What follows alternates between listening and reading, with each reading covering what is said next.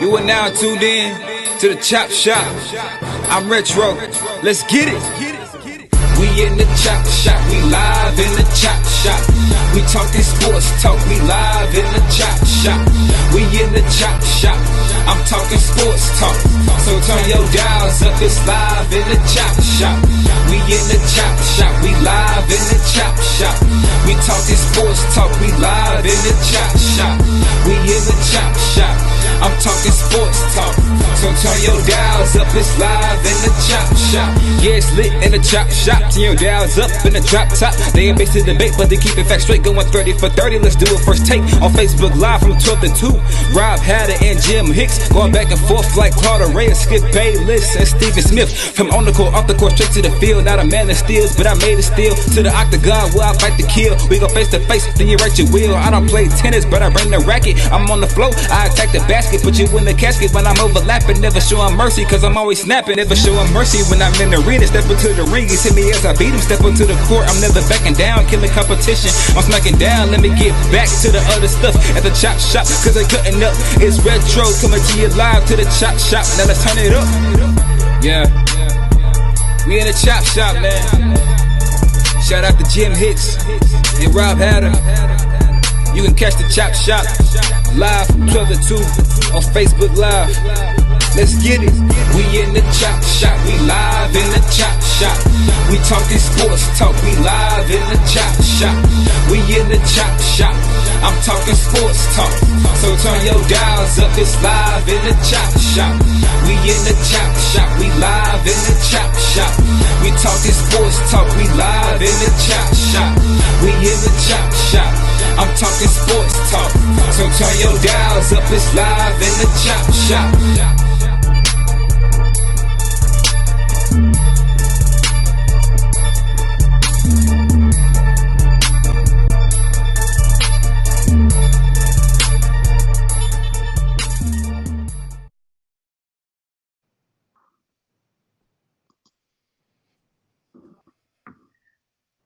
That's right, baby. It's Baby Friday, the Chop Shop, your midday sports happy hour, the best 120 minutes of your day.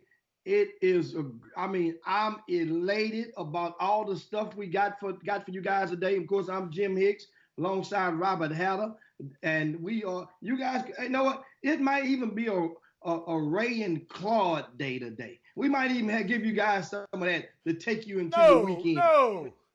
But you know what? That's what some of you guys like any damn way. We ain't got no problem giving you none of that, but we're going to talk NFL. We're going to talk some high school basketball on the back nine. We got Marcus Sloan is going to join us to preview the Christmas crossover. And we're going to go and talk about and compare our thoughts about it's the mid-season. We're in the high school ranks. We're 1 week away from the mid-season, and we'll go and share some mid-season awards for a lot of the players around the greater Houston area and the state of Texas. But happy Baby Friday to a lot of you guys out there. I see Troy Callahan. I see Kerry Holmes. I see Jeremy Davis. Angie's Stuart Holcomb in the building. Cynthia Guillory. What's going on in D-Town? Cynthia, they tell me a girl scored 50 points around in Texas the other night. And we're going to talk. Whatever you guys want to talk about, we can share. But meanwhile, let me remind you, whatever you have on your docket this evening, it might be the same thing that's on my docket. At 6 p.m., I'm going to be in front of TV. Don't none of you text me and expect a reply unless it's halftime, because the Los Angeles Lakers versus the Milwaukee Bucks is going to capture my undivided attention from at 6 p.m. Central Time today. But ain't it fitting that both teams are 24 and 24? Seriously, both teams 24 and 24 on the season. Hey, go finish, because I got something to share. But keep going. Now, got a question for you guys as you approach this game. We know the big two for the Lakers: Anthony Davis, LeBron James. Who's the big two for the Milwaukee Bucks. Are you ready to anoint Chris Middleton? I know he played on the USA qualifying team, played a solid role with them, but so did Harrison Barnes play on their team as well. But anyway, so are you going to measure this game on what the Greek Freak does? Is he opposite Anthony Davis or is he opposite LeBron James? I'm talking about as far as in your personal mind, because we know, no way about it, it's a two-headed monster. But who are you going to measure the Greek Freak tonight against? Don't wait until Monday and come back with "I told you so." Let's get it out right now. What are you expecting tonight?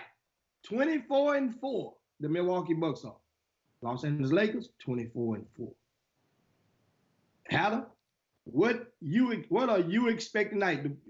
From this right here. First of all, you already know. We finna start it already. Okay?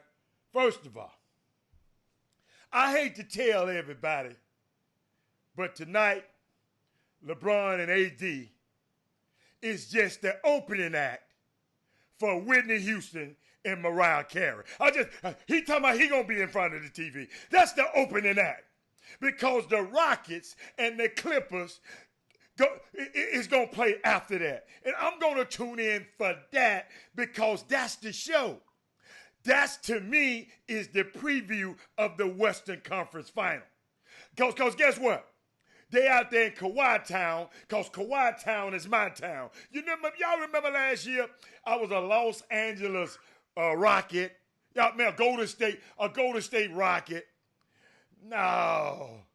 Now I'm a Houston Clipper. I'm a Houston Clipper. So guess what, y'all? That's the prelude. Jimmy, you can get in front of the TV at 6 o'clock. I'm going to be doing something at 6 o'clock. I don't want to watch the warm-up act. I'm waiting on Whitney Houston and Mariah Carey on the West Coast in the Staples Center. That's the game that I want to watch. You can go watch the King versus the Greek Freak. The Bucks host the Lakers, the battle between the NBA. Hold up. The top two records. But you taught me this. And y'all on the Boom Boom Room, y'all done taught me this. This just the regular season. This ain't the end of the season yet. Right? This ain't but 20-some games in. Ain't that what y'all be telling me? And you about to, you gonna shut your phone down? And don't nobody call you at 6 o'clock so you can watch that? Come on, Jimmy.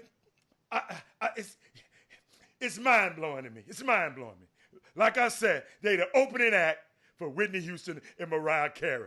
That's Lil Lele. That's Lil Lele and whoever. Lil Lele and whoever opening for Kawhi Leonard and James Harden tonight. Now, that's my opinion.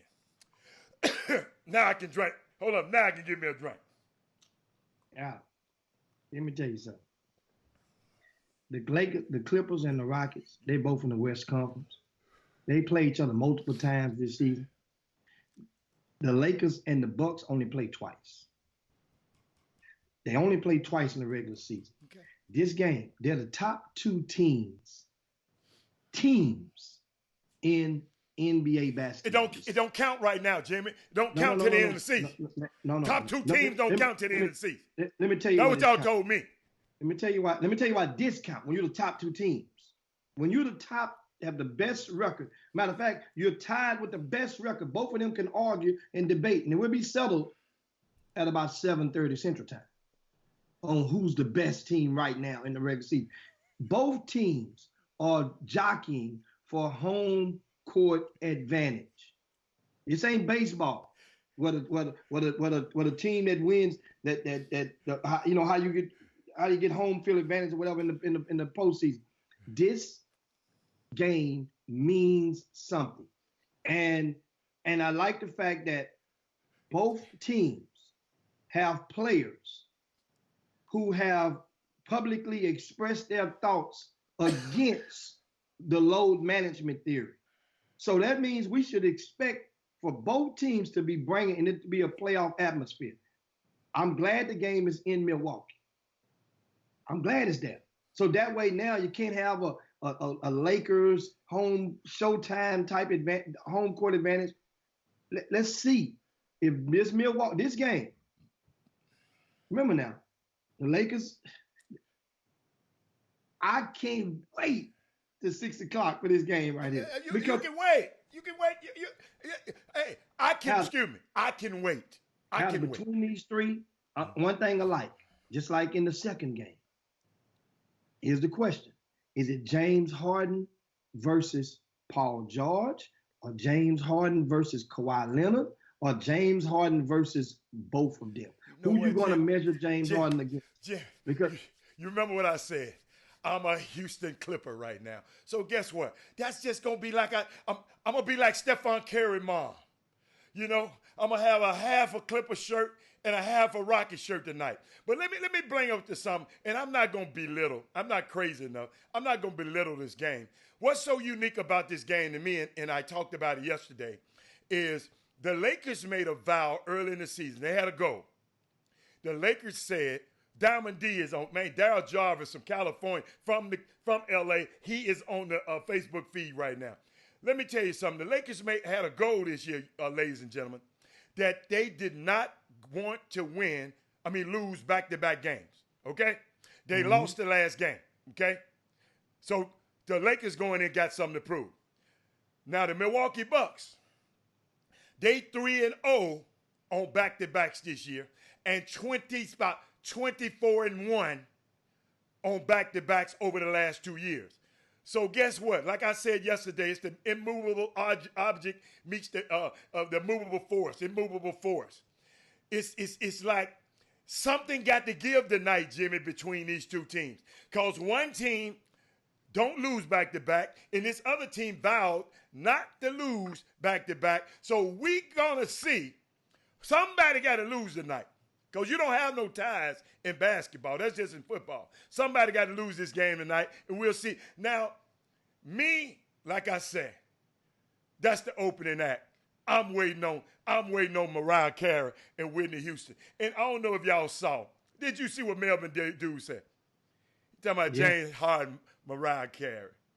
And talking about Russell Westbrook is Lizzo. He wrong for that, man.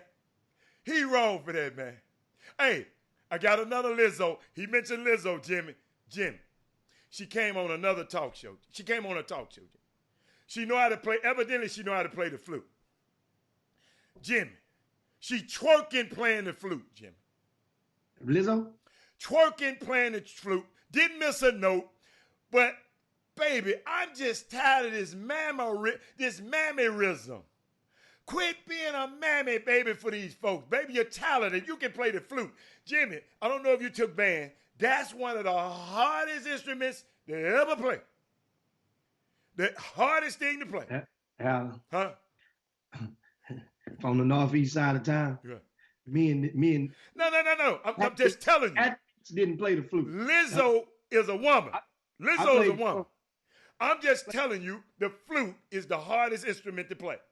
And this girl twerking and wasn't missing a note. Talented girl. I haven't seen it. I just don't think she have to do all that. That's just me. Dude, I mean, come on, Howard. This is a different whole culture. And one thing I learned is, you express your thoughts on them, on these. I didn't mean to go there. I mean, express your thoughts, but at the same time, a lot of things that we did that the people that was older didn't dare understand. A lot of stuff that we was doing, and it's like a lot of So this is one of those fads that sooner or later it'll take the right woman. That you got to realize, man. Females are striving to make money off of just taking a picture or a video and posting it on social media for others to see. Clickbait. Did you know that Sandra showed me there's a website, Hannah? Not a website, I'm sorry. There are people on social media, right, that have their pages and it's private, right? But for big boned females, big boned girls, Mhm. big girls. Like I say, back it up. They have different pages for big girls that you can go, and guys go and follow them and pay them to view their pages to see them just doing random stuff. It's so Sex that's sale. what we, Hey, you know. sex sale, Jimmy. Jimmy, the pornography business, somebody told me, this is a sex crazed society. You know, you're sexting, you're texting, this is a sex crazed society. It's a I don't know how many $billion business. They said, but not sex, the sex business, you can add up the NFL, the NBA, the hockey league, and Major League Baseball, and all of them the sex industry, the porn industry, eclipse all of them put together. So guess what? Hey, you're absolutely right. And you're absolutely right. Now, what else we got about the NBA? We're going to save ourselves from ourselves again. Speaking of NBA, we take you guys and remind you last night, I watched some of the Heat and the Philadelphia game last night. You know what? The Heat is better than a lot of us are willing to give them credit for. Or is Philadelphia not as good as everybody thinks? No, I'm just going to say the Heat is better. You know why? Because the Heat is the team that has won 20 games out at the 28 game mark. Okay. And the Heat is the team that is without a key starter, especially on the defensive end, in Justice Winslow and Dion Waiters. Now understand now, Dion Waiters averaged about 16 points a game, Howard. Somebody else getting them. Somebody else quickly. Jimmy, Okay, they got a rookie free agent that's average. That's taking the lead by storm. What Eric Gordon was doing for the Rockets, Ben McLemore is doing, but you still miss Eric Gordon. Yes, you do. Hey, You miss Eric Gordon. I miss Eric Jordan. But Ben McLemore ain't doing nothing like Eric Gordon. What do you mean? Ben McLemore is averaging 17 points a game over his last 5 games. Jimmy, Ben McLemore ain't Eric Gordon. Ben McLemore is giving you 17 points a game is what Eric Gordon was getting, was at the most pretty much in the range of what he gave you last year. Let me tell you what the difference is. They leave Ben Gordon wide open. They don't leave Eric Gordon wide open all the time, Jimmy. That's a big difference. It's a big difference, Jimmy. I know you. I understand. But it's a big difference, Mr. Statman. Eric Gordon is as wide open as Ben McLemore is. PJ Tucker is as wide open as Ben McLemore is. Why are these guys wide open? Because of the fact that Russell Westbrook and James Harden's going to command a bunch of attention. Excuse me. And they're going to command, and they're going to get help. Say that first name that you inverted it because of James Harden and Westbrook. Both are Hall of Famers. Two Hall of Famers is going to command attention and help from the defense. They leave Russell Westbrook wide open too, Jimmy. Russell Westbrook. I'll wait. Russell Westbrook, a lot of the times he's wide open because Russell Westbrook can't shoot but 22%. They leave him wide. Jimmy, listen to what you just said. But if you're on defense, you would rather to give Russell Westbrook that 3-point opportunity because he's the best in the NBA. Hey, probably in history of guards attacking the rim. All I did is try to get you to correct your grammar. You called Russell Westbrook's name first, James' name first, because James is never unguarded. They guard him in the restroom. If he go take the restroom break, they gonna guard him. So come on. They're both Hall of Famers. No, they don't leave James wide open. If they leave James wide open, then guess what? It's gonna be a timeout. So who wins the game tonight? Who wins the game tonight in LA? I'm not gonna let you pit my team against my team. What do you mean? Guess what? I don't care who wins tonight. Oh, you don't care who wins tonight. I win. Guess what? I win anyway tonight. Oh man, come on. Jim, I just said I'm a Houston Clipper. Because you talking to me about the Rockets, and now it don't matter they win. You saying now it don't matter they win. Because I like the Clippers just as much. What are you talking about? I just told y'all Jimmy, read my lips. Now, I'm a Houston I didn't ask Clipper. you who you wanted to win. I say who wins this game tonight. I don't know. I don't. Oh. I'm just going. Guess what? Hold on. Who wins between the Lakers and the Bucks then? I don't care. Oh. I'm not gonna watch that game. I don't watch warm-up games. I'm gonna watch. Who wins between Hightower and Lamar consolidated Friday night? Hightower. Okay, so now that means you have the capability and the mental capacity to go and predict the game. So now let's go back this up then. You just did a great job. Now let's go back. Who wins between the Lakers and the Bucks again? Neither one of those guys have Bryce Griggs on their team. Oh, I rest my case. There you go. Rest my case. There you go. You at the hands of the jury. Y'all see that? shout out to, I see you guys. Taurus Lee, welcome to the Chop Shop. Anthony Russell, I see you out there, buddy. And of course, you right, Kerry Holmes. You right, man. Yeah. Freaking none, man. None is good. None is good, man. None is good, man. Hey, Jim. That's why they done told you, boy. What's his name? Dion Hey, man. See you tomorrow, man. They told him to go get in the car. They gave him a ticket. They got a suite somewhere in parts unknown for J.R. Smith. No. Man, let's not talk about J.R. Come on, J.R. Why you had to mention that name? Iguodala. They got Dion Waiters. But you know what? There's a big difference, Jimmy. Those guys there are getting paid. Dion is suspended. He had six suspensions this year. He been suspended a lot. He losing money. These other two guys getting their check. But back to JR, man. Come on, man. Hey, Anthony Weston said I got a bright future as a tap dancer. No, I gave you.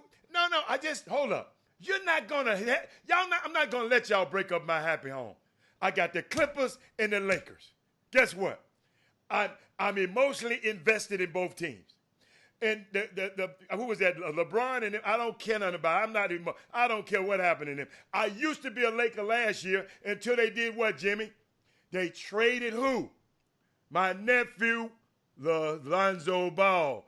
That's when I got off the Lakers. Y'all got to follow me on this stuff. If you a Chop Shop, if you've been on the Chop Shop for a while, you follow me. I'm very consistent. And then then guess what he go do? Then he go mention Hightower. You know I'm not going to ever bet against Hightower. You got to be out your rabbit mind. That's like you betting against that you cheering against. No, you cheer against anybody. You'll cheer against anybody. But hey, speaking of J.R. Smith, we got to talk about this because you know why? Why? You know why? Because Tyrone Irving is in the boom boom room right now. I didn't see him. I know Tyrone Irving want to dive in on this topic.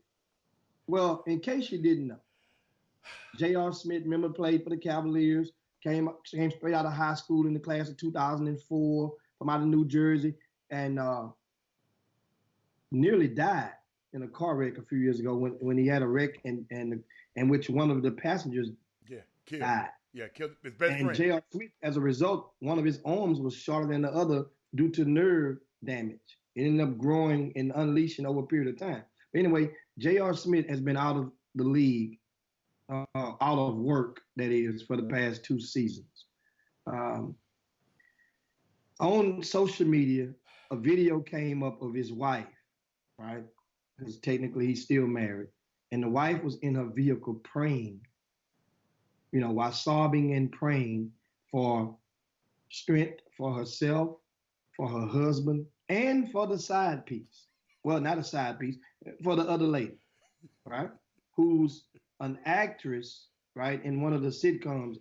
Candace Patton from The Flash. I will put a picture up Huh? I swear I don't know what the Flash is. What is Yeah, the Flash? it's the Flash, like the Flash guy. You know, the Marvel Comics Flash, the Marvel Comics. It's a series or it's a Yes, movie? it's a series.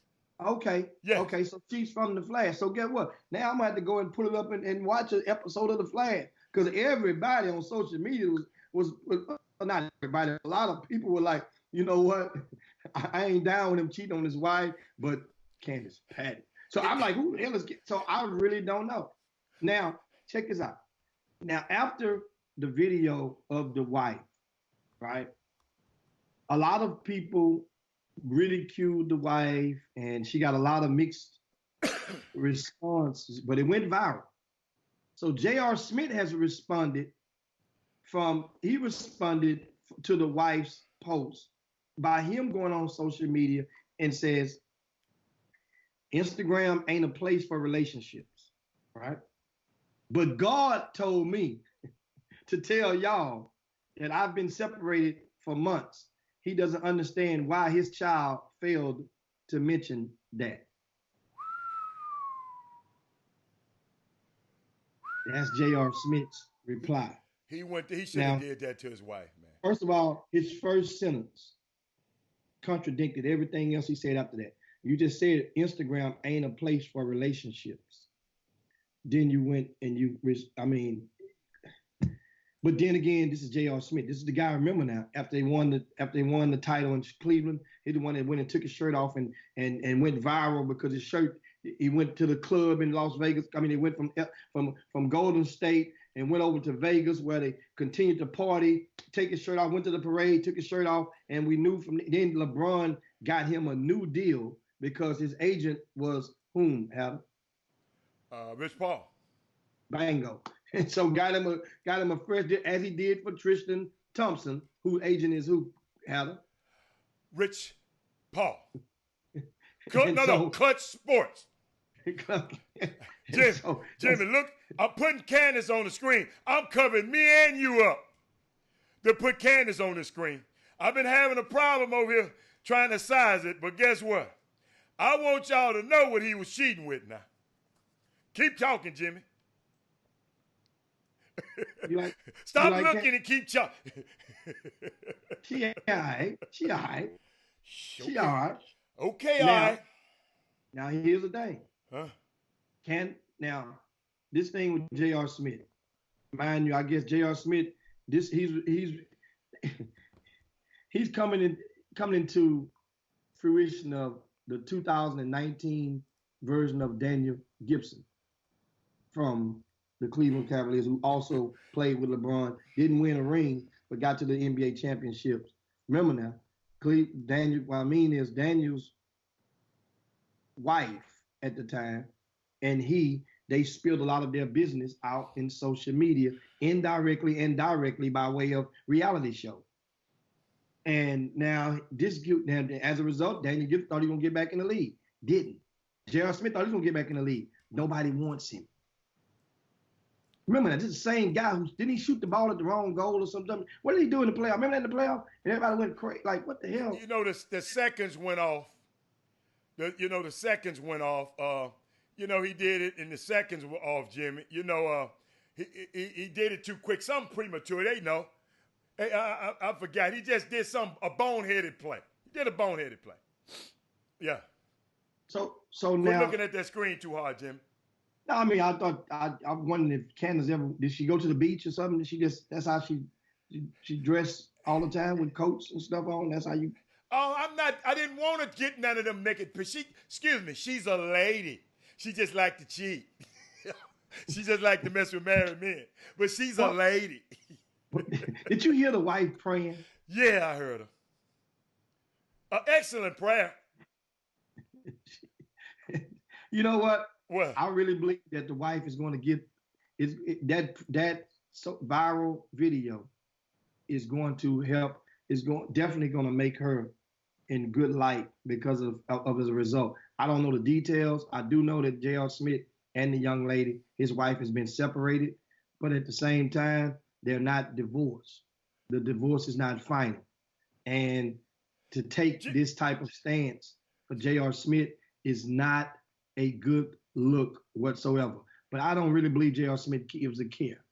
I don't really believe J.R. Smith even thinks in the form of I guess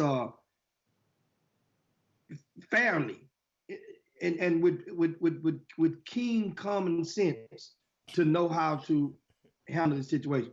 Bottom line, I'm gonna do a prayer. What? Father God, help J.R. Smith to just stay the hell off our timelines and out the hell out of the way. Let him go put a shirt on. Father God, bless him to go and get and be able to cover some of the tattoos and just get the hell away from us forever.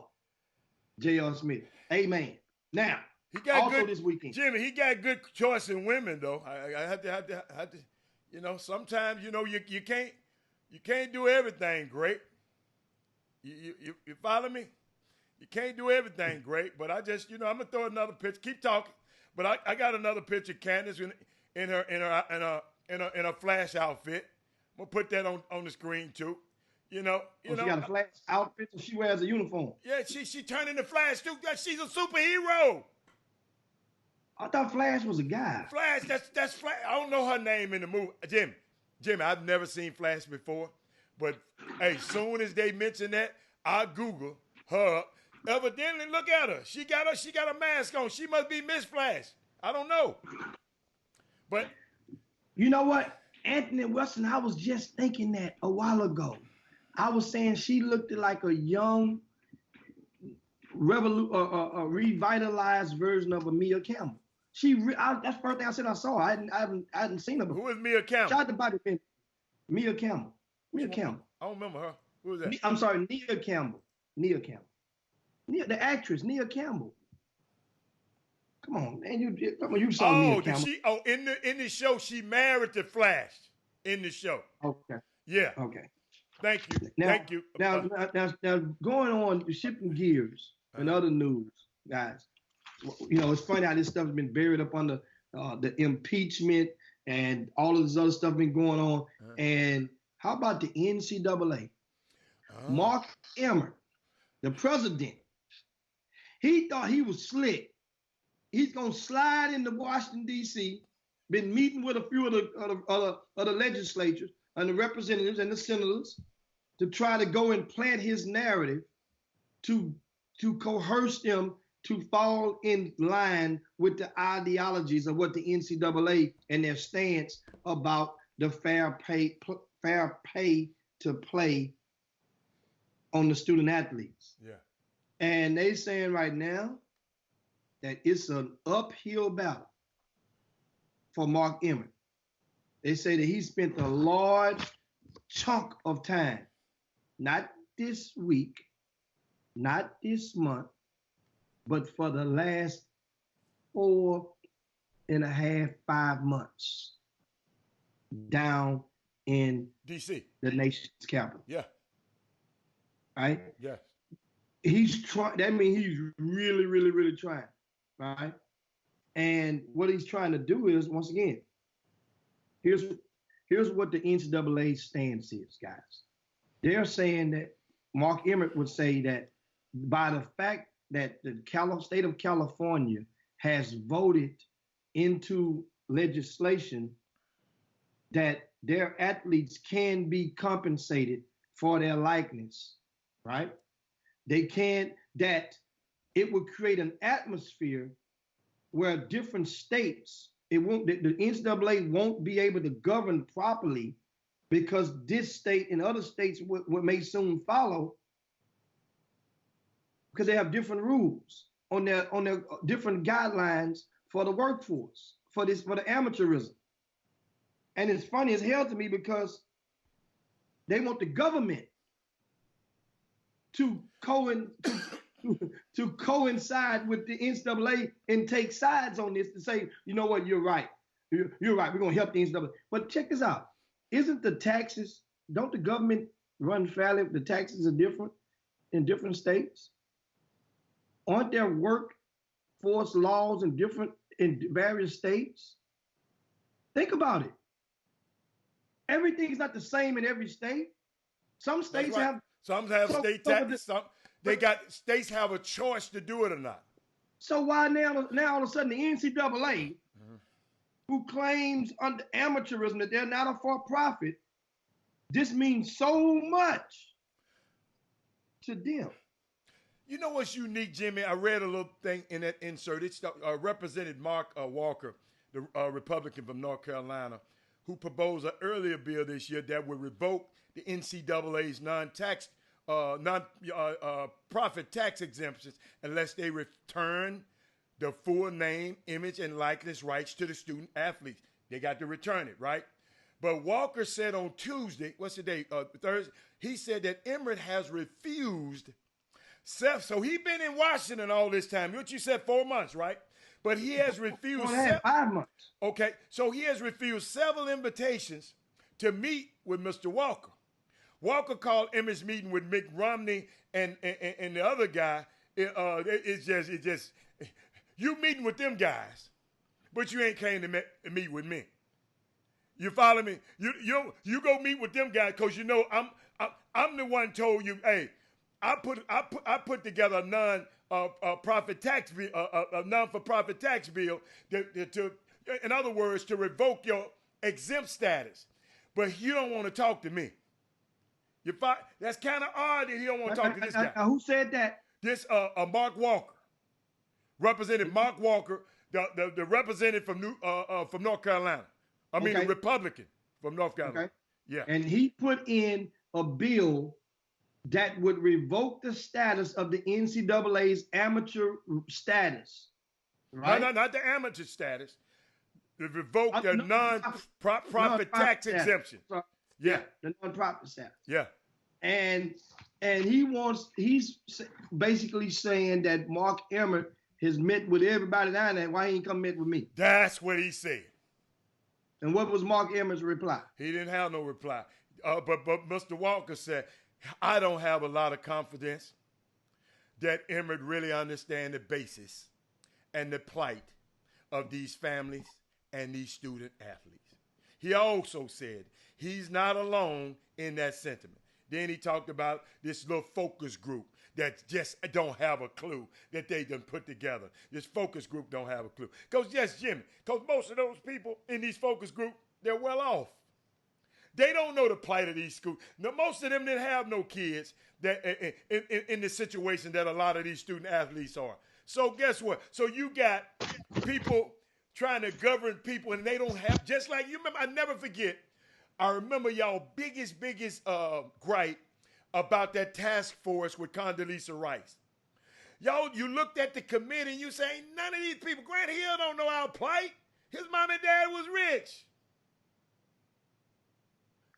You follow me? David Robinson don't know our plight.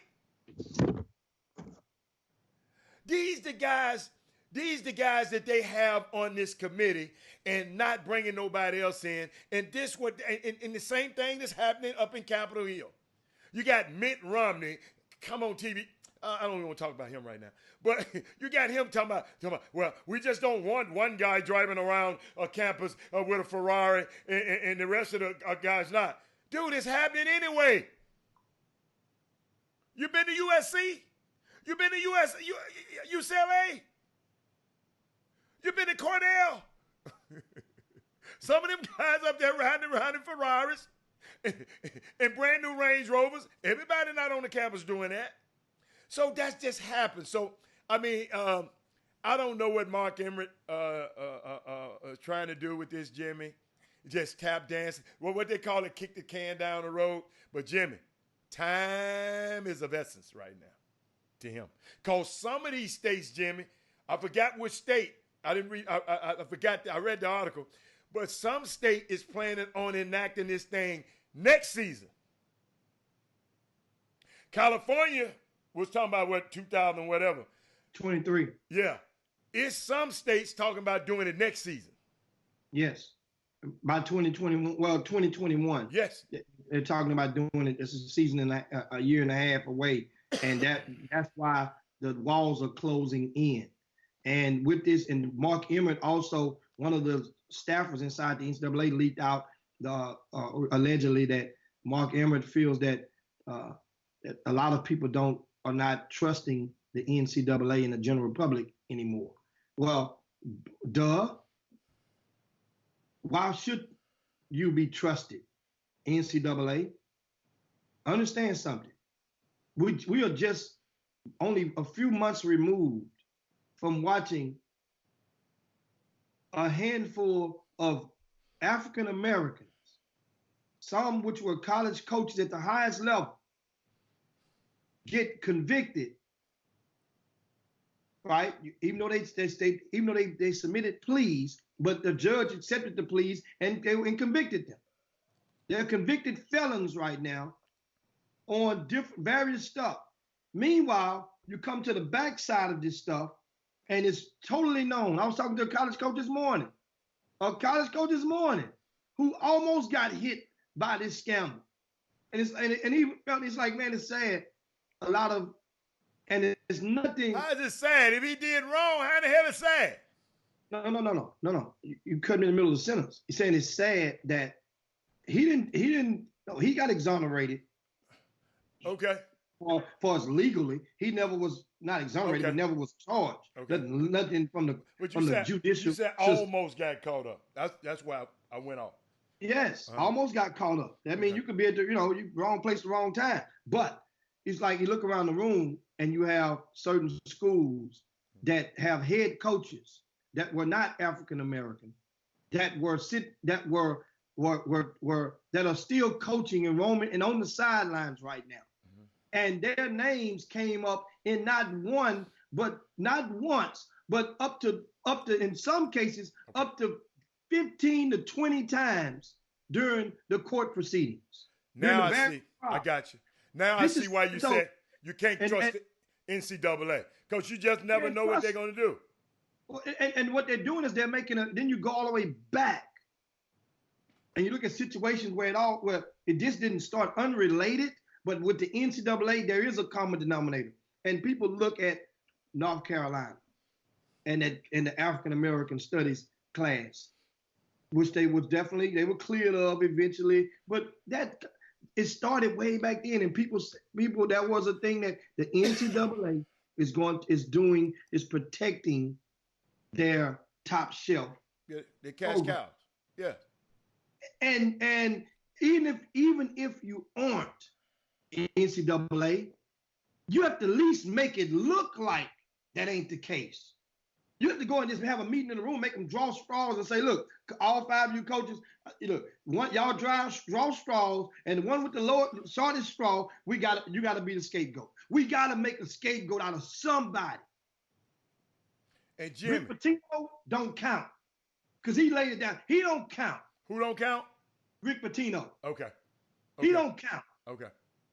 Because NCAA didn't make a scapegoat of Rick Pitino. He that was something that was quick and bro. The court system, based on these guys, are convicted felons.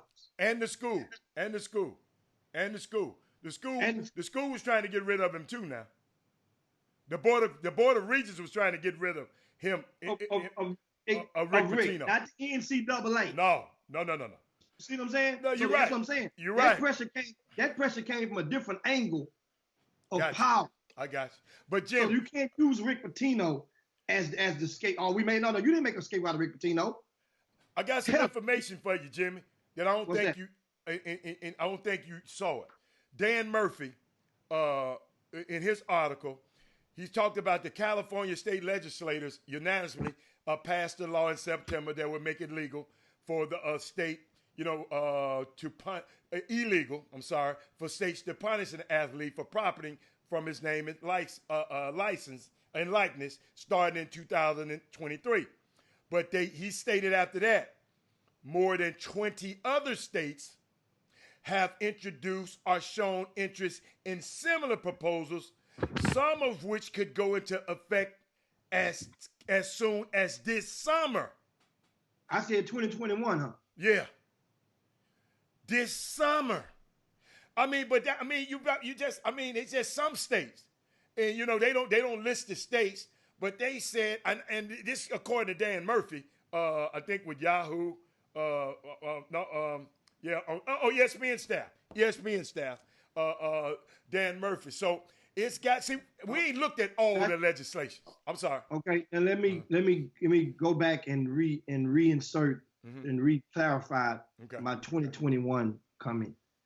The 2021 comment is the date that the NCAA and Mark Emmert has been lobbying to the legislators while he's been in Washington D.C. to get them to put together a proposal in January when they reconvene that will go into an effect The next year. in 2021. Gotcha.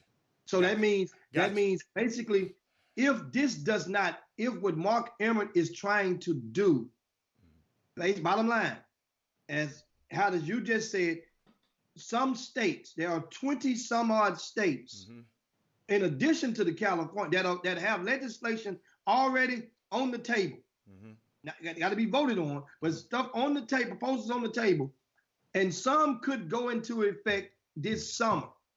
Well, Mark Emmert is trying to beat that to the punch and saying, hey, we can't let some of you guys are from these states, these 20 states that are going to that have stuff on the table. Let's talk. You can't vote on this. You can't push this through. We need y'all to push together a uniformed bill that would go blanket the entire country, put it in place by that way. In other words, January of 2020, but it won't go on the books, and it'll be all the way failed. It'll be what would they call it? It'll be active 2021. So you see what he's trying to do. And some of the people ain't trying to hear what he's trying to say. Yeah. And guess what? Them people who talking about doing it this summer, they put pressure on him.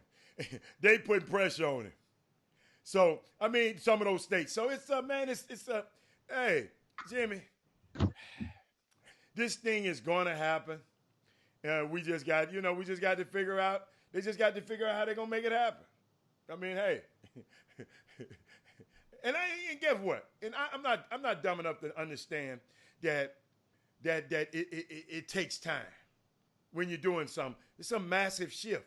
This is a paradigm shift in history. This thing is history changing. So you gotta, the foundation, you always got to remember, Jimmy, if you build a bad foundation on your house, you already know what's going to happen when the earth moves or something. So you got the foundation of this thing has to be, it's just in my opinion, it has to be concrete. And it's got to be, you got to be, because people let me tell you something, man. It's going to be so many people trying to beat this system. You already know it. You already thinking of ways they can beat the system. So they got to enact this thing, to make this thing happen. I put it like this. They got a heck of a job ahead of them, and I don't envy them. Yeah, I mean, and guess what? This Final Four this year, April the 2nd through the 5th, or whatever it is going to be in Atlanta, Georgia. And I think the following year, 2021, it goes from Atlanta to Indiana and New Orleans. I don't remember which order. Then it comes to Houston in 2023. So Houston gets it in 2023, the Final Four. As if you missed the top of the week, the McDonald's All-American game would be in Houston 2020. That's April the 1st. That's a Wednesday, which the McDonald's game is always held on a Wednesday. And in recent years, it's the Wednesday before the Final Four. Yeah. So a lot of guys that go, well, this time it just saves a person like me a plane ticket. Jimmy, I got a question. Why didn't they just have it? Because they had it in Atlanta last year. Why didn't they just have it in the city? They keep all them people from doing all that flying. Why couldn't they just have it in the city? This is my proposal. On that Wednesday, whatever city that the Final Four is in, on that Wednesday, so all the people, the powers that can be, excuse me, in that city that whole week. Is that too much like? Is that too much like 2 months since? For one thing for certain, the prices of the hotels will spike and be out of range for the common parent. Remember now, that's one. Number two, as far as the bookings of the a lot of the stuff that's in town, that they would have to play that probably at the Atlanta Hawks, where they played it last year, where the Atlanta Hawks play it, and Final Four is in town. They have different stuff already and structured, and I just think that it probably, I don't know, I'm quite sure it could have been done. They wanted it to be done, but it's probably more economical. And always remember, Jimmy, when they choose to have them in this city, they already have the logistics about the hotels. I'm just saying. Yeah, the cities make bids. Yeah. They don't just give it to nobody. You have to make a bid, and your mayor and your visitors bureau, all of and different cities put the bids together. And I got a question for you. So don't that happen on that Wednesday? Ain't nobody doing that on that Wednesday. No way.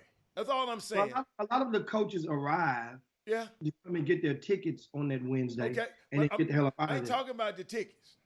I'm talking about having, it's just in my mind today, having the game on that Wednesday, the festivities that goes on before the game, that Monday and Tuesday, like they do, the kids go to the hospital, the kids go visit the, stuff. I mean, I just, maybe it's just me. I mean, hey, and then we can and have it like a Super Bowl. That'll be amateur basketball's replica of a Super Bowl. The whole week, make it an extravaganza out of it. I mean, I don't know. That's just me. That's just totally old me. Remember now, the McDonald's All-American game is not property of the NCAA. I didn't say it. I said amateur basketball. I didn't say NCAA. I said amateur basketball. I'm just saying though, but they're two different entities. So that means the NCAA is supposed to be the governing body of a lot of these things. Yeah, I'm talking about if I was the McDonald's All-Americans, if I was I would do it. NCAA, listen to me. We just had a whole 30 minutes on them. I know they ain't gonna do nothing. I'm just talking about if I was the McDonald's crew, the McDonald's All-American people, I would, I would think about it. That's all.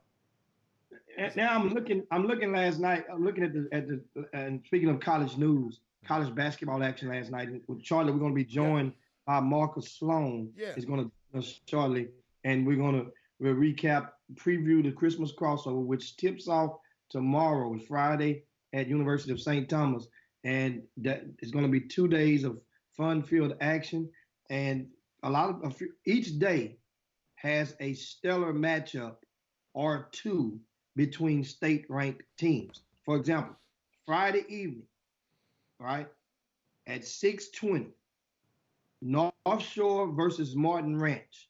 Martin Ranch is ranked number 12 in the state of Texas by the TABC. That's the Texas Association of Basketball Coaches. The updated rankings, which is published every Monday. They're currently number 12. North Shore is currently number 11. Those two, number 11 in the state versus number 12 in the state. Meanwhile, right after that, at 7:55, it's 6:20, then 7:55, we have Dickinson, who's number 7 in the state, playing against the Woodlands Christian, who's ranked number 1 in the state in their respective classification. And so those are two of the headline games on the 6-game card on Friday evening at University of St. Thomas. University of St. Thomas is the location for all of the games. This is the only local event that's held on a college campus. Now, there was one earlier, I stand correct, one earlier this season, a couple of weeks ago in Beaumont, that they played some of the games at the Montaigne Center at University of Lamar.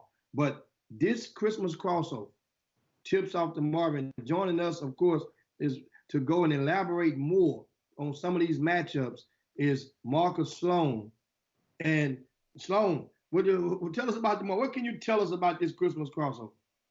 This Christmas crossover, we will have a chance to look at some teams that hasn't been on they haven't quite been on the stage like this before, didn't play in the season opener or in Hoops Giving. So I'm excited to see, a couple different teams. The first game, Clear Falls and Cinco Ranch, two teams that really talented kids. The Clear Falls team, they have two freshmen. They got a starting point guard, Orlando Horton Jr. He's a mighty mouse, probably about 5'6", starting freshman point guard, probably averaging about 14.6 assists. So class of 2023, it'll be his first time on a big stage. They got another kid, Corey Kelly, also at Clear Falls, a freshman, about 6'3", 6'4", kind of wing inside kid, big athletic freshman.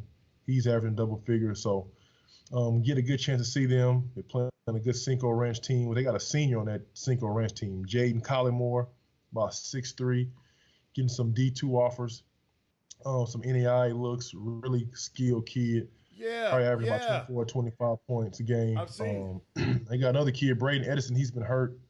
A little bit of 2021 kid. He might be playing. They got a kid, Hunter Betke. You got a nickname for that. Yeah, we call him Baby Draymond. 6'1" kid, really athletic, can play multiple positions. Was a star for them last year. They got a sophomore shooter too, man. Hunter Betke. You seen him in the fall? You probably don't remember. White kid wore a headband. Could really, really shoot it on that Cinco Ranch team. So that's the first game that kind of kicks off for the Christmas crossover at noon. Like I said, just a couple fresh teams we hadn't seen before. The city hadn't seen on a stage like this. So we're excited about watching them play.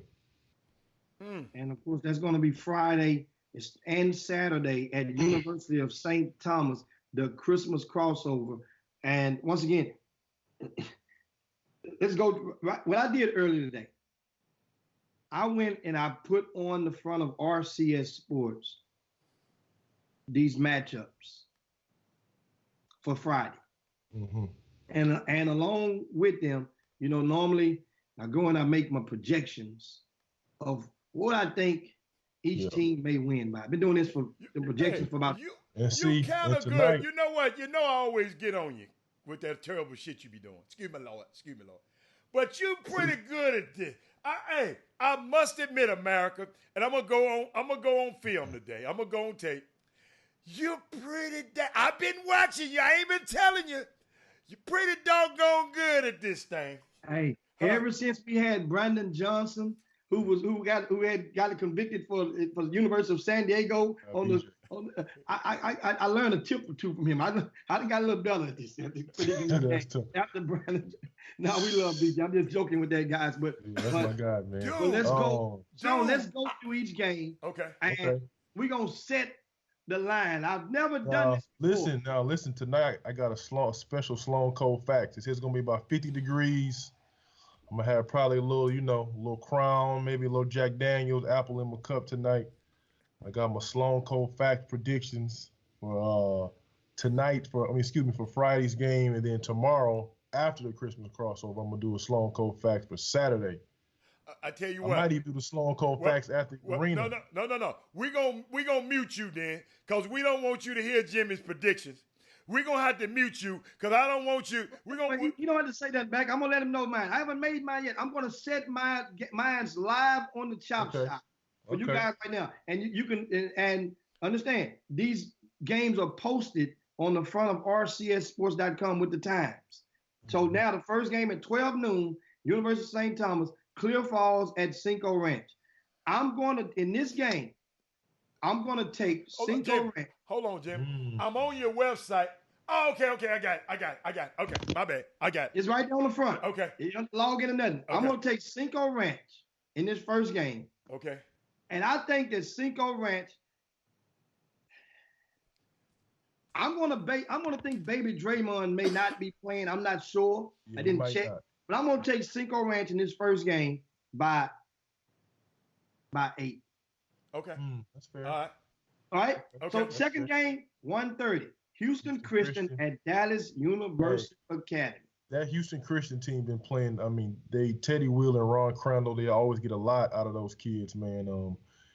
They got a big kid this year, a couple big kids. 6'4" athletic kid. They got a 6'6" inside kid now. So they are prepared to compete inside against this Dallas Universal Academy team. Well, See, the key thing that Sloan just said, they prepared to compete. That's kind of like saying trajectory. He could be What? right on tomorrow. This Willis Christian. I love the fact. I mean, Houston Christian. I love the fact that they picked up 2 big wins, right, over the weekend. Who they win? They beat Bishop Lynch, and they beat, I want to say, the Village School. I have it right here. I'm going. Yes, they did. And Those are what you call big wins? Yeah, because the For Village them, yes. For them, yes. Yes, absolutely. So I'm going to go and say in this game that Universal Academy, they are huge on the inside. Yeah. I'm thinking they're going to win this game. Okay. Right? Okay. How many? I'm going to go Universal Academy. I'm going to say they're going to win this game. Houston Christian has the speed, but they have the bulk. I'm going to give them this game by 6. So Dallas Universal Academy by 6. Okay. They got a good inside kid. Okay. Jaquan Scott, 6'8", athletic. Who's that? I said Universal Academy has a 6'8" kid, Jaquan Scott, a 2020, really athletic, 6'8", big kid. Yes. Yes. All right, give me that next one, that 3 o'clock game. This 3 o'clock game is one of those games good game. That it's like this. You're gonna have multiple D1 prospects on both sides of the court, at least 2 on each team. Okay. Right?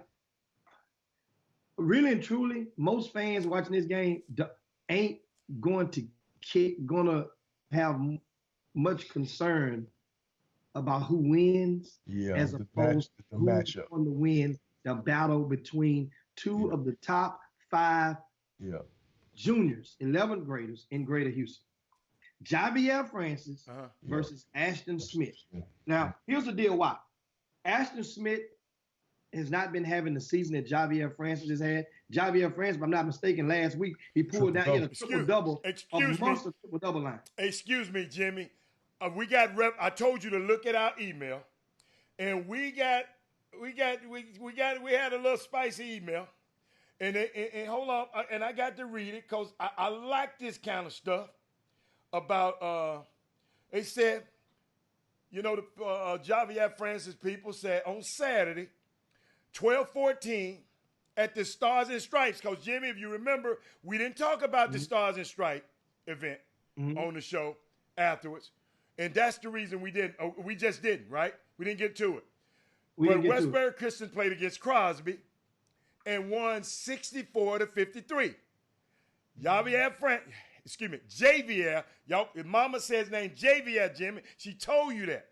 Javier Francis had 16 points, 21 rebounds, and 14 block shots. They said, check the stats. They said, check the stats and verify it, Robert. They said, extremely impressive, but I did not hear this mentioned on the Chop Shop. What's up with that? We didn't talk about the whole thing about. So this came in our email box, Jimmy. So I just wanted to throw that out to you. Now. It's going to be a big-time matchup, Hatter. Like Jimmy said, 2 top 5 kids in that class, both really athletic inside kids. Javier Francis is having a better season statistically. I think some people like Ashton Smith because he's a little bit more athletic, a little bit bigger. Hopefully, for our sake, we get a really good matchup between these 2 kids. And one of the incentives, and you look at the matchup like this, Javier is ranked ahead of Ashton. I know in the magazine and on RCS Sports. But however, Ashton, and that's the thing, a lot of people get confused. Ashton, the recruitability, he has an offer on the table from University of Houston, a committable offer, although he hasn't had produced. And that's, Kevin Sampson saw him himself and offered this young man. So what a lot of times the kid who's ranked higher may not get the offers that a kid who's ranked lower in certain polls. And that would confuse or incentivize that kid to go after. Now, here's how it can go. Ashton may say, well, you know what? I want that number 1 spot. JVL can say, you know what? I'm going to show U of H that if they offered him, I'm gonna show him what I'm about to do to him. Mm. And then guess what? Because JVR is about the same size in height that Fabian White was when he came out of Tascasita. Mm. Now, we understand Fabian White has added a whole bunch of mass to his frame. That's what strength and conditioning And coaches do. Jimmy, I would like to say, by me seeing JV the last time, he does things better, a lot better than the kid that go to Ashton. U of A. What's his Oh, name? Fabian? Fabian. Does a lot of things Ooh. better than Fabian at this age. Not on the offensive end. I Yeah. said some things. Yes, Fabian ain't never had no 14 block shots. Oh, you're right. You're right. Yeah, right, you- Hatter. absolutely. Like you said, some things. You're absolutely I right. said some. And Fabian Yeah. Fabian had more miles on him because you remember, Tascasita went to state. Yeah. You see, Mhm. Tascasita has been a perennial powerhouse in the class 6A classification for years. And both kids are Keith White proteges too. That's unique. That's unique.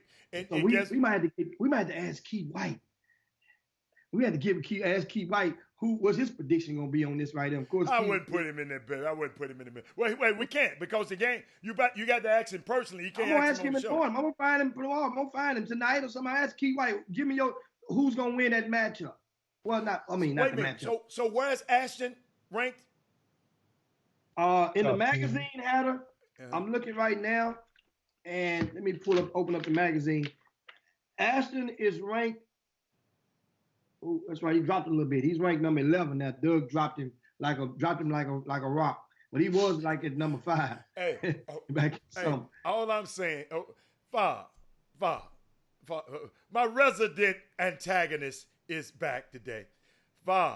Fabian never played against, and look at who they were playing. All I'm saying is Fabian, if the fact remains, I don't care who Fabian been played against some people who couldn't play as good before, and he's never had 14 blocks. And this guy have had multiple, I think JVR has had multiple 10 double-digit blocks or close to double-digit blocks in a game. From what I see, because the mom and dad, they always keep me informed, the uncle. So that's all I'm saying, Bob. I'm just saying, I like this cat's block shot. I put it like this. I didn't see nobody talking about Fabian White gonna block every shot that comes in the rim. I didn't hear that. That's not what I heard when he was in 11th grade. Now, let's finish, Jimmy. Yeah, I mean, that's true. And of course, we were mentioning that, talking about the matchup on Westbury Christian versus Nimitz. That's a 3-10 at University of St. Thomas. Good matchup. This is. I mean, understand. In a sense, this is put up or shut up for an Ashton Smith. It's not put up or shut up for JVR Francis because he already has the top slot. On the RCS poll. Well, see, Jimmy, for me, it's a put up and shut up for both because, no matter what, Ashton JVR still has to go out and always earn that spot and keep that spot. There you So go. when you got a prime time matchup like this against another big who is well thought of and by people in the city and by college coaches, for him too, it's a put up or shut up. He has to dominate him and play well against him as he would anybody else, to me. That's not a bad way to look at it. So guess what? We can go and say it's put up or shut up for both of them. Put up, show us if those 14 Absolutely. blocks can translate over against a Nimitz High School, a 6A program. And then guess what? Now, meanwhile, I'm looking forward to this matchup. Speaking of matchups, next up at 4:45 on Friday is Aldine Davis versus Lawton, Oklahoma. Lawton Christian out of Oklahoma. And this Lawton team, they played last year, have a little guard, and they were returning. Tell us about the Lawton team and Aldine Davis. So Lawton out of Oklahoma, they got a junior guard who's really, really tough, kind of athletic, strong, and they got a 6'9" sophomore, Didier, who plays for Drive Nation in Dallas in the summertime. It's a kid from the island, 6'9" long, big time shot blocker, rebounder. He has a couple Division I offers too. They come in against the Aldine Davis team, and they have two seniors, Jay Sean Cannon, 6'8", and another guy, Greg Crawford, a 6'4", athletic wing. I like the Aldine Davis team. I saw them play in the Fort Bend tournament last weekend. They are tough, talented. My guy, Coach Chris Packer, is the head coach at Davis, has them playing hard, former Eisenhower assistant. So I'm looking forward to the matchup. Both teams are kind of quick, athletic, play at a fast pace. Okay. And of course now this team, once again, 445, Aldine Davis and Lawton Christian out of Oklahoma. That'll be the matchup. Now, fast forward into the next game. No, Jimmy, I'm sorry. You supposed to be giving us picks. Who gonna win the Westbury Chris? I'm writing it down over here. Let me go back to my Yeah, I got you, dude. The Westbury Christian and Nimitz game. Yeah. let me type it in. I'm doing it live on RCS Sports as we talk. Okay. I've got Westbury Christian in this game. Awesome. I'm going Westbury Christian by 11. That's not bad. I agree with that. So Nimitz really ain't that good. Because Fav's saying they're having a few problems. They are, but they're not playing that good. Okay. It's like the Dallas Cowboys. They good as hell, but they not playing that good. Okay. I got you. And it spills over game to game. Look up in another L. Do they have good guards? Well, now that's the question mark. Okay. Guard play. Say no more. But they have a great front court. I said guards, Jimmy. Guards, Jimmy. Question mark. Guards is very important in this game. Y'all might be, I call them midgets, but boy, them midgets. And you know what, man? Like Westbury Christian has some really good guards, like some good young guards. They got the kid Aaron Williams, a sophomore. Chris Felix is a junior over there. They got Keelan Farouk at Westbury Christian, who's a senior, who makes shots for them. So Westbury Christian definitely has the advantage at the guard play. Okay. Now, on this Aldine Davis game versus Lawton Christian, who you gonna get to? I'm gonna go with the home team on this. I'm gonna say this game is gonna be. I mean, I really like Aldine Davis. I mean, they only lost like 4 games this season. Matter of fact, I have it right here. Aldine Davis. Oh, it's on. I don't have it right. I thought I had it in front of me, but they only lost about 4 or 5 games this season. Okay. And I'm gonna pick them to win this game. I think it's gonna be a close game. Okay. Aldine Davis wins this game. I got them by 5. Okay. All right. So you be just doing this stuff off your head. You like Jay-Z. Jay-Z don't write none of his lyrics down. He just off the dome. Off the dome. Okay, come on. I really and truly, Aldine Davis could beat the snot out of these guys. Hey. But because they don't have the Oklahoma team, they're not deep. They only come in with about 7, 8 guys. But guess what?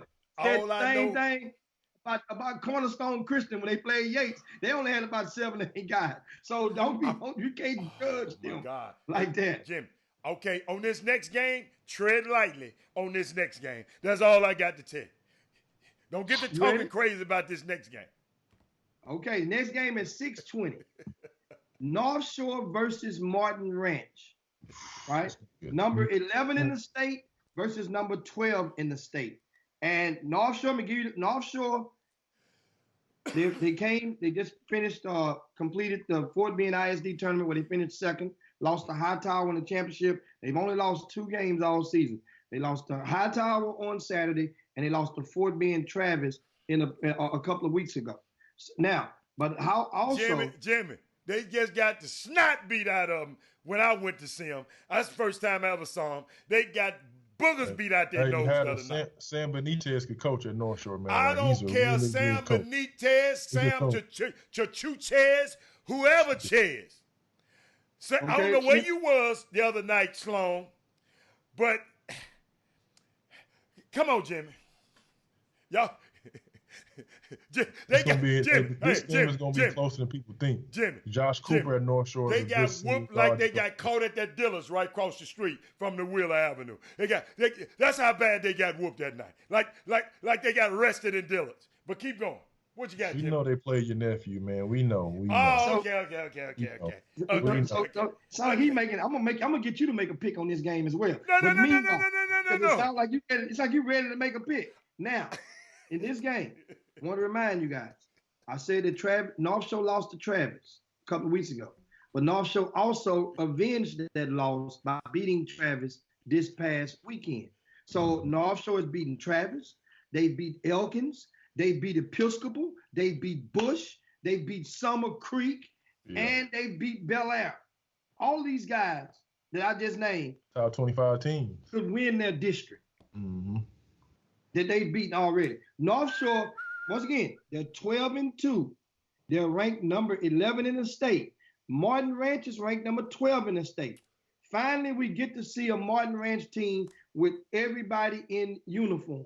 So therefore, now this right here is a chance. LJ Cryer is the top ranked player in the city, and he's been phenomenal. He's leading the area in scoring. He's definitely worth the ticket in admission. If you have not seen LJ Cryer play, this North Shore team, once again. Also, too, Hicks, real quick, like for y'all talked about this yesterday, like guys being under a certain height, being top 100 in the country. I think because we, typically have at least a couple kids in top 100 in the country, people don't really like appreciate certain guys. But a dude like LJ Cryer, who for 4 years has been a really good player, scored a lot of points here in the city. I think for people who have kids who are young kids, 6th, 7th grade, 8th grade kids who are guards who can score the ball, like y'all need to come out and watch this dude and like watch how efficient he is, watch how good he is in transition, just so you can kind of understand like what is required at that level. Because he's a dude, man. Like anytime you're number one player in this city, you are a dude, right. And Cryer is a dude. So all the parents out there who think they have dudes and think they have young dudes like in these younger grades, y'all need to come out and watch a guy like LJ Cryer. That's great. That's great depth, Sean. Indeed, man, indeed. And you know what? And I like about him, Jimmy, he got his own unique style. I've never seen nobody play like this. I've been all over the world, and I just never seen a guy that plays this way. And that's what jumps out at me, Sloan, when you said, "Moms, Dad, bring your young, especially if you're a guard, come out and watch the efficiency that this guy operate on." But let me tell y'all, some parents, he works. Y'all just see the games. He is one of the hardest working guys I've ever. He got habits. His habits is like he wants to play this game past high school and past college. His habits are unmatched. So I thought I'd add that, Jimmy. And once again, one of the things, speaking of the Martin Ranch team, what we didn't speak about as far as Nimitz, Joshua Cooper is their leading guy. And in that loss against Hightower in the championship, Josh was held to 3 points. And that's, and that means he did not show up. And that was a reason for the demise and for the demolishing that they took against Hightower. Meanwhile, this Martin Ranch team, Adrian Caldwell Jr. is playing some ball this year. Yes, sir. That's the son of the former Houston Rocket, Adrian Caldwell, who went to Lamar University down in Beaumont. This kid is playing some ball. This game, for a lot of these young people out here, you don't look at it. A lot of them open up another different way of looking at it for some of you. Games like platforms like the Christmas crossover can enable some young men that are unsigned seniors to play their way into a scholarship offer or an abundance of interest from a lot of colleges. These are the type of platforms, because what they do is they'll say your opponent. And the North Shore team, I had to remind you guys last week, a lot of people in the city forgot North Shore just went to state last year. Yeah. Benitez that's right. That's right. He can coach. He can really coach. This region right here with the same. And so you know what? One of the assistant coaches told me when I was at the football game, when they beat up on the Tascasita in football the other week. He said, "We love it." He said, y'all make our jobs easy. Y'all meaning guys like me and guys like you, Sloan, and guys like you, Robin Hatter. Not me. You say you make their job easy because by the time they get to practice, the kids are already heard. The parents already fed them snippets and let them know. And them kids sitting there, they are fired up, wait for the opportunity to keep proving us wrong. I respect that. I And with respect that being said, Uh-huh. I'm still gonna pick Martin Ranch by But how many, Jimmy? 3. Okay. It's gonna be close. It's gonna be close. You think so, Jimmy? Well, maybe that game I saw, and but you told me there's no such things as a bad game, and a big game. Yeah. I just hadn't seen North Shore play, and people were talking about him. They said he got one of the best unsigned seniors on their team and all that. And when I saw him play that particular day, Sloan, I don't know. It didn't look good. It didn't look good. I saw the final score. It did look ugly, but I mean, that happens. Only 3 points from your leading score. Put it this way, Hatter. I guarantee he won't have 3 tomorrow. That's what I'm saying. See, Jimmy, I don't know the team. But yeah, I'm just saying. So why is the leader scoring 3 points? I wouldn't now. You were. I don't know. I'm just saying. Who is he? Who is he? Josh Cooper, light-skinned kid, number 15, Hatter. He's been having a phenomenal season this year. And he's a big part of their success. He was a big part of their demise. Okay. And Josh, what's his name? Josh. I love Josh, and I hated Josh. And it's and Josh, what happened? I'm gonna watch you and support you all the time. But what happened the night before? Somebody come bragging about what you gonna do the next day. Okay? Somebody in the sports media world come telling me tomorrow, Josh Cooper. So guess what? I came expecting you Jimmy, what you said about expectations? So when I came to the game, I said, whoa. And Josh, you can't afford, son. When people out there talking about you like that, man, you got to do something to make a guy like Robert Hatter, like Jimmy said, man, because the people were bragging to me. I have never seen you play, and guess what? I am on your side. Matter of fact, like when I talk about Hatter eating them donuts, and he come to the hospitality room only eat 2. Yeah, we normally eat 12. That's what happens. And Josh, you got a new supporter in Robert Hatter, but son, you can't let me show up and you don't score for 3 points. All right, I got you. Now let's go, Jimmy. And of course, now we're talking about the Christmas crossover, and these games take place on tomorrow, Friday, at University of St. Thomas, centralized location, right in Midtown Houston. Yeah. The Jerebic Center. It's a great ambiance for basketball. And we got a live DJ and MC. Oh, I know y'all gonna have it, right? Hatter, you probably don't remember that song, but the song called Hooker Hooker, the MC Quay and the guy Hooker, yeah. Yeah, we got MC Quay on the mic this Friday and Saturday. Oh, okay. What's the guy who sung the song though? No, he sung it. And you keep talking, I'm gonna get Sloan to go and get that Lizzo girl to come walk through there with a slit down the back of Bridget. Hey, Sloan, don't do that, Sloan. That Jimmy, that's St. Thomas. That's a Christian academy. That's a Christian school. Don't you bring that little nasty girl over there. That's a Catholic academy. Yeah, a Catholic. Don't bring that little nasty girl. They're gonna throw some of that holy water on her. Hey. Now, we just gave you my predictions. I gave you the prediction of the 6:20 game on tomorrow. I picked Martin Ranch over North Shore by 3. Now, this brings us to the last game of the night on tomorrow, on Friday. This will be another classic between 2 state-ranked teams. The Woodlands Christians is currently ranked number 1 in the state of Texas by the TABC. The Woodlands Christians, they have a 14-4 record. Among their 4 losses, San Antonio Cornerstone Christian, right?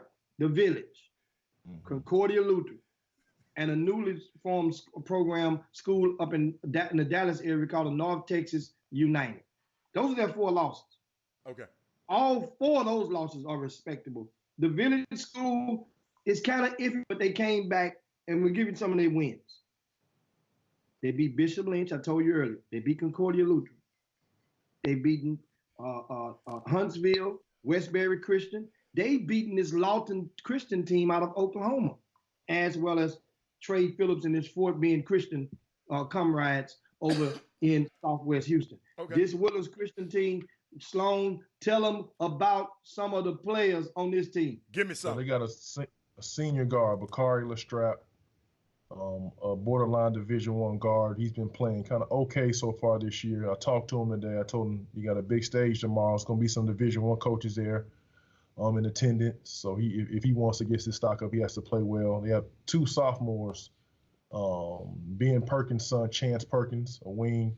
Okay. And they have another sophomore guard, Austin Benini, who's been their leading scorer this year for Woodlands Christian. Woodland Christian. Okay. And of course now Dickinson. Dickinson made it to the championship game this past weekend at the Cypress Hoops Invitational, where they lost to Dallas Lancaster. You know, I pronounced the name like that on Lancaster. purpose. And double was overtime. I don't know if it was double overtime. It was in overtime. And this Dickinson team, Doug Jones was at the game. Of course, I was out of town, but he's telling me that this team looks really good with their football, with the addition of the football players. This team, meaning Dickinson. They look good in a loss? Dude, Lancaster #1 in the state. Okay. Yeah, they got a big kid back from football, had a Donovan Green, about 6'6", probably one of the top tight end sophomores in the state. He back on the basketball team, big rebound, interior presence. Oh, that's all they need. That's all they need. Some more rebounding. Yeah. Oh my. Yeah, so and don't forget their guard tandem. Oh yes. Their guard trio is one of the top public school guard tandems in the state of Texas. Which two you talking about? Dickinson. Marcus. That's Tremont Marcus Williams, Deuce Guidry. Yeah. That's the three of them right there. Yeah. And you can go and add some other kids like Xavier, like Borderlane, Xavier ex Borderlane, and some other guy. But those are the 3. Okay. Primary. That these guys are good. And too, they got a kid, Jabari Miller. Number 4. Yeah. Kind of athletic, kind of wing inside kid, plays really hard. I think he'll be an X factor in the game. Yes, indeed. And so here's what I'm thinking: the Woodlands Christian #1 in the state in the private school in their classification, but the Woodlands Christian hadn't faced this type of heat this season. Okay.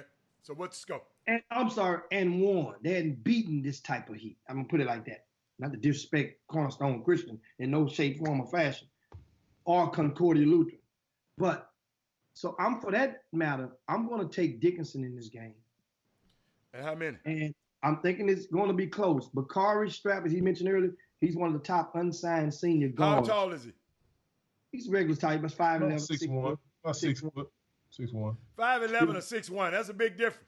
6 foot tall is what I have him listed at. That's what you told me. If you depend on me to get a haircut or not this week. So that's all that matters. Okay, I'm gonna look for him. I mean, you ain't gotta look for him. You would know him. What? He like that? You know Bakari and Lestrap. You would know him. You would know. You know him. And this is going to be a good matchup because of the fact that the guards that he's playing against, you're getting to see Raptors Division I guards on the same team in the backcourt. Rarely do you get to face 2 guys that have signed with D1 schools. Think about how rare that is for public school teams. Now, if you're playing against Montverde or something like that, yes. But in the public school ranks, I'm not saying 2 Division I guards. I say 2 Division I guards who already signed letters of intent. That means 2 12th graders. Okay. You see, that's very rare. So who you talking about? Marcus and Tremont. So Lestrap is a what? How did these guys? Well, he's one of the top 5. So has he got a offer yet? Not yet. No. Okay. But this game could be. He got a couple JUCO offers though. Like Blinn is really into, like Blinn loves him, so he has a couple JUCO offers, and he has a couple D2 offers. And guess what? A good showing against Dickinson can do for his recruitment. What do you think it could do for his recruitment, Sean? It'll take off. I think it'll open some eyes. He had a really good showing last weekend at the Stars and Stripes. He scored 24 points versus Cornerstone. Played like probably his best game of the year. I got a couple calls and texts, about his ability and what I thought his level was. So I'm again, if he backs it up this weekend against these two dudes, that'll help his recruiting for sure. I got a question. Lancaster. Mm-hmm. Lancaster. They are what division? 5A. 5A. 5A. Okay. All right. Yep. Yeah. So I mean, and guess what? Dickinson losing to those guys, that's not a bad loss at all. In overtime, they lost to them twice, though. That Lancaster team is tough, man. They got two really good guards. They got two guards. That Mikey Miles. And then they got this other kid. Wade Taylor is a genius. Yes. Wade Taylor the fourth, really good guard out of Lancaster. They played with Jazzy. Came up under the Urban DFW. Oh, that's right. Okay, got you. Yeah. So who gonna win this game, Jimmy? By how many? Dickinson. On this game right now, I'm taking Dickinson in this game. By what? I'm gonna take Dickinson. I'm writing this down. I got Dickinson by 9. Oh, okay. All right. I'm gonna have this. It could be closer, but it would all bear on the shoulders of big E.J. Jones, who's about 6'10", 6'9" in the paint. It would bear on his ability to stay out of foul. Wilderness Christian got a 6'7" inside kid, Tucker No. He's about 6'7". D2 NAIA prospect, not bad. Can score down there, pick and pop kid. So he might be the X factor also. You know what? I don't know what time it is, but I want to commend you, gentlemen, because I'm sitting here looking and I'm watching the care and the thought y'all put into these matchups. Y'all didn't just have to, from just the information me talking to y'all right now. Y'all look like y'all. It takes something to do this. And I just want people, the general public, to start up and just appreciate, because I do, that you guys sitting out and putting this, because Robert Hatter couldn't have never did this. I repeat this. This is not what I do, and I take my hat off to you, gentlemen. And then you got 2 days of doing this. And hey, and I know y'all, everybody think I get on y'all all the time. But man, I recognize what y'all do, and I just want to hold you accountable for what you do. You always need people around you, and people out there, and young kids out there. You don't never want no yes boys around you, or no yes men around you. That's why a lot of these athletes, Sloan, they always have guys that yes, okay, whatever you say, AB, whatever. I'm the guy who used to tell him, oh hell no, man. You out of pocket. It's a guy right now. Huh? It's a guy right now on this feed. When I was playing professionally, he was my guy who wasn't a yes man. Coach Aaron Proctor. He kept me out of a lot of trouble. And when I was doing things I probably shouldn't, or he'd be like, yo, that's not what you're supposed to do. You got to hold yourself to a certain standard. Not to this day, it's like a brother. I always appreciate guys like him. It's very important. But like I say, you, Doug, Jimmy, I know all of this stuff go. So guess what? We have to take our time to go and watch some high school. Man, y'all got a couple of matchups. I didn't realize. See, I didn't know about none of these kids. I'm glad you came on the Chop Shop today, and y'all keep on going. Whatever. Let's keep on going. I'm good. That's Friday's action. Okay. Of course, all games are at the University of St. Thomas. Can we talk about Saturday at all? That's what we go. Saturday. Now, there was 6 games on Friday. And admission is $10. Okay. For all day pass. It's not bad for $10. Which is great for this ambiance and the help. And you guys can come be a part of history. This is the first multi-card of high school games that's been held during this time of the year at University of St. Thomas. They've had high school games there before. Used to have a preseason tournament. A regular season tournament. But this type of showcase has never been held there. You guys can be a part of this and help create the ambiance and the optics that would help lure other teams and attract other teams nationwide to come down again. Remember, this event last year, we brought Anthony Edwards to you guys. And understand, that stuff is not easy to maneuver and pull off. You have to pay for the team to get here, pay for their hotel. You have to feed them 3 times a day. You have to go and make sure that transportation is in place. You got to, all this stuff. goes into doing an event.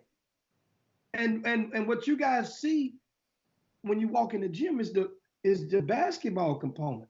That's making sure everybody's safe, making sure there's no problems, making sure, all of these things goes on. So we're asking you guys to spread the word about the Christmas crossover. To, if you can, come out Friday and or Saturday. We're about to go and share with you the Saturday schedule. The games don't start at 12 noon. High noon on both days. And speaking of high noon, boy, we get a chance to see a great game to tip off Saturday's action. And that is that Lawton team from Oklahoma, Lawton Christian, will take on Legacy, the School of Sports Sciences. Coos fam. Man, tell us about that game right there. So Legacy, run by my guy PJ Kuznar, who also runs Coos Elite. They got a 6'8" unsigned senior, Nate Lacewell, who's starting to gather some more attention collegiately. They got a junior guard, PJ Neal, also in that group. They got a freshman guard, Mason Howell, 2023, who played well this fall, starting to get more minutes now the season goes on. They're a tough group, athletic.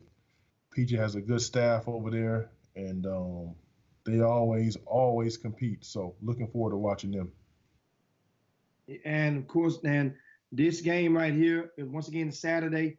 I haven't did my predictions for the Saturday. I only did Fridays on the website, so I have to look and see, because what happens is Lawton will have played on Friday, so I won't do the Saturday predictions until after I see them and how they fare against my projections on Friday. And the same for University Academy and as well as Houston Christian. So now let's go to the next game. This game will be at 1:30 on Saturday afternoon.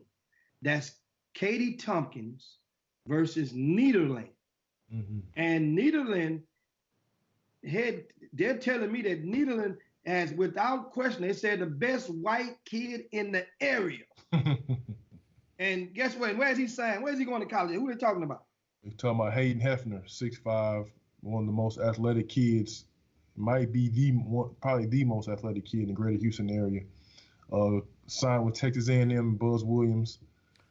Super player, super kid, great family. I think this might be only his second game back, Jimmy. I know he played last weekend, scored 15 points in a win. And so we're excited to have him back, excited to have him on this platform. Who that? You're talking about Hayden Hefner. He's played about 5 games now. About 5 already. I played a tournament over the weekend. Oh, right, last weekend? Okay. Yeah. So he's played about 5 games. And actually, the night before, Friday evening, Nederland is traveling to Silsbee. So they'll be playing in Silsbee on Friday, traveling to Houston on Saturday morning, and then playing this game right here against Katy Tompkins. That, to me, should level out the playing field and make it a very, very good game. Because Katy Tompkins, they're not bad. They just have played a tough schedule. Whereas in the youth, 10th graders hadn't turned into 12th graders yet. The eggs hadn't hatched. Now, next up at 3:10 on Saturday, the Woodlands Christian versus University Academy out of Dallas. Again, another chance for Bakari to step up, show his worth, show his value against a talented Universal team who has a couple Division I prospects. The coach Terrell Woody Universal's a really tough coach, tough on his kids. Man, he has those kids playing hard. They played really well last weekend at the Stars and Stripes. And so I think this matchup will be really good again for Bakari and for that Woodlands Christian team. And that's going to be, once again, that's 3:10 Saturday afternoon at University of St. Thomas. That game will be followed by St. Pius versus Houston Christian. And this St. Pius team, they're coming with a couple of new faces on the sideline. They got a good guard, Jalen Weisinger. He's a junior at St. Pius, their leading scorer. Can really shoot it. Decent athlete. Like Jimmy said, they have a new coaching staff, so it'll be interesting to see, their new style, how they play. I saw them last at the season opener, And then I take that back. I actually saw them at their school play in late November. So again, I'm excited to see them on this stage. Sometimes people ask for a stage and it could be too big for them. So hopefully this kid, Wise Singer, steps up and proves himself worthy. And of course, after that game, the headliner on Saturday evening is 6:20 p.m. Concordia Lutheran versus Episcopal. Concordia Lutheran. They what got you a got? junior, R.J. King. He's been on fire lately. Last weekend in Starter Strikes, he had 28 points. He went 8 for 16 from 3. They got another inside unsigned senior kid, Kenyon Holcomb, 6'7", pick and pop athletic guy. They got a couple sophomores, Bo Brashear, and another sophomore point guard who kind of rounds out their backcourt. Another guy who can really coach. They have Avante, this 1-3-1 defense. They play full court and half court, kind of gives teams trouble. And they'll be playing an Episcopal team who's, they've kind of been underachieving a little bit. I think people, anytime you have 3 Division I players on your team, people expect you to be, to be world beaters or to, possibly go undefeated or win all your games. But Coach Wayne Jones, again, he has a really good group, man. Jahari Long, D'Avian Houston, and my inside kid, DJ Nussbaum. They all 3 signed with Division I schools this past November. So we're excited again to see them on this stage, to see them compete against the good Concordia team. And speaking of the Concordia team, they are ranked number 5 in the state of Texas.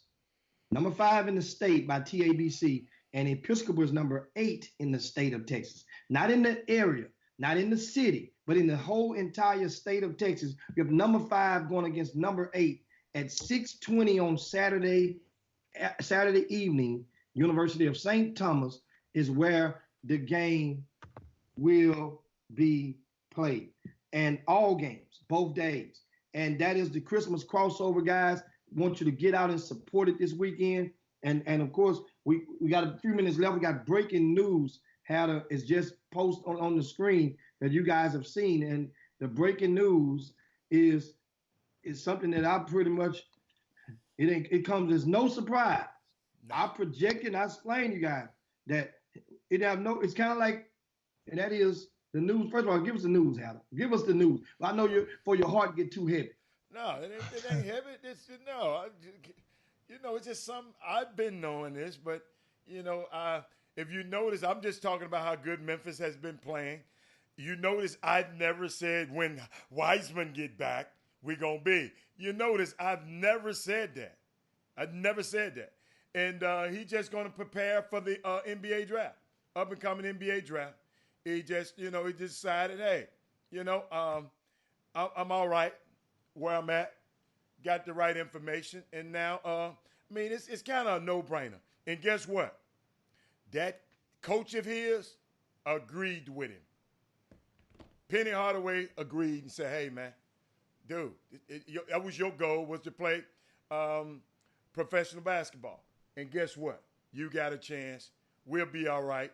Go get your money. Hey. And indeed, and guess what? With the same, here's one of my things, and once again, next week, we can visit this topic, and I want to explain to you guys, for the same breath that some people feel that college seniors who are on the NFL draft board should play, right, in bowl games, then I'm curious to see how some of that same ideology, how does it transfer over when you think about a kid like James Wiseman, who's at the top, who's a guaranteed lottery pick. A guaranteed lottery pick. You'd played a couple of games. Yes. What reason I'm just curious, what is your stance on that, Hal, before we get up out of here? He played a couple of games. In his situation, Jimmy, he going to waste a half a season anyway, okay? And the kid want to be a pro. The kid's like right now, he can do what the hell, somebody can get move his mama where the hell they want to move his mama. So here's the question. So that means he really don't have to pay the money back. Yeah, Yes, he does. Yes, He does. don't how. Because no, he don't have to. I'm talking about for the university's sake. Yeah, correct. For those sanctions on the university. For the university's sake. I mean, Jim, 11,000. Jimmy, I paid for him today. If I paid for him today if he needed me to. Well, guess what? In depending on what happens with Mark Emmett and the NCAA in 2020 or 2021, or at the latest 2023, his likeness can pay for that. Yeah, Anyway, it's a unique situation. Here's a unique situation. This kid wanted to play. Okay, so guess what though? Guess what he is? He tried to play, right, Sloan? He even challenged the NCAA. So the NCAA, the same entity that we're talking about right now, that treated him bad, he said, okay, all right. So y'all, January the 12th, as soon as I can play. What the use in me coming back January 12th? I got a whole nother month to sit here and not play. Man, hey, let's go get my money. Hey, I mean, his situation is different. And guess what, Jimmy? He's 1 year removed from his high school college. He played in a couple of games. And now, hey, and the unique thing, you don't have a coach begging him. I'm in here, Jay. Hey, you hear me? You don't have a coach begging him saying, hey, man, you did the university wrong. No, coach said, man, go get your money. Unique opportunity. Indeed. Of course, and guys, we'll definitely give last but not least, we'll give a shout out and to Shadow Creek High School football team. We'll be in action in the state championship game on Friday evening. North Shore High School versus Duncanville. It's been real quiet up there in DFW. Well, come on, Jimmy. Come on. The kid got hurt. Come on, Jimmy. It's going to be quiet. The quarterback got hurt. I understand the quarterback got hurt. And guess what? Guess what? Did Toronto feel sorry when Steph Curry got hurt? Nope. What are they saying when they won that championship? We are the champions. But exactly. Jimmy. Did Drake feel sorry? Did he let you in free when you was a Golden State fan in the party? No. Jimmy, Bo Thomas just said something that a lot of us need to really, really understand. Bo Thomas just said something that's going to change the course of history. He said the NCAA ain't SHIT. You had a kid that could have did the same thing. Check this out, Sloan. You know, I don't mean I just wanted to talk about what you could have did the same thing that R.J. Hampton and this other. But he said, man, I'm gonna go and play in the NCAA and with the University of Memphis. That's what I wanted to do. I could have did that. Y'all told, check this out, Sloan. Y'all cleared me to play and said I was cleared back in May. I could have been over there if I wanted to, had the choice to go with RJ and LaMelo Ball and go over there and get me a check. So then y'all, as soon as the season started, y'all tell me, well, we open it back up because somebody snitched and said something, whoever it was, and they opened the case back up and treated that little kid like that. And this the problem with the NCAA, y'all. They playing games with these kids' lives and these kids. So guess what? Y'all want to do business with James Wiseman. So the NCAA never will have a chance to have a kid like James Wiseman play in their most coveted tournament, the NCAA in the Final Four in the NCAA tournament. You right, Bo Thomas, I'm with you. The NCAA ain't worth a crap. Now, I'm sorry. I just wanted to get that out of the way. You in your feelings, ain't you? No, they treated the kid bad.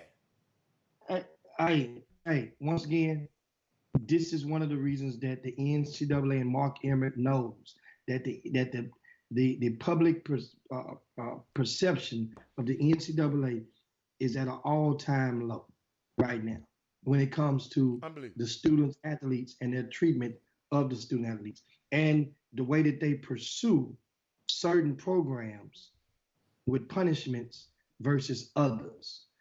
That is a whole nother topic. We got to get rid of landing this plane, man. I got a full slate. We got the Christmas crossover this weekend.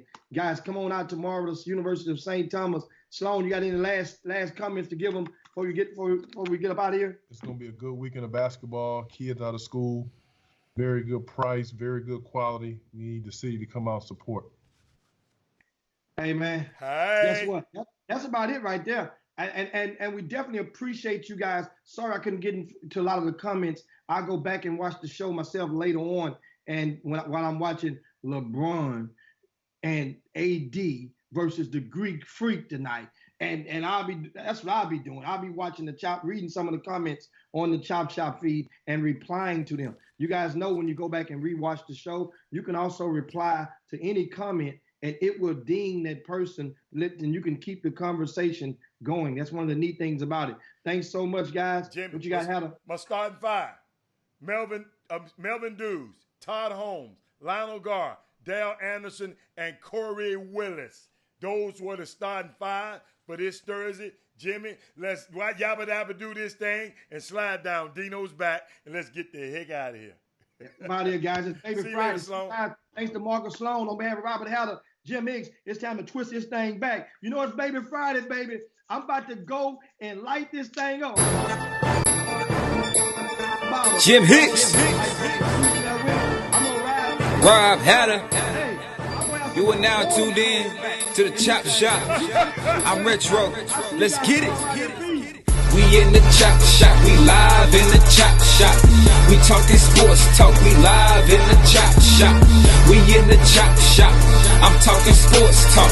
So turn your dials up. It's live in the Chop Shop. We in the Chop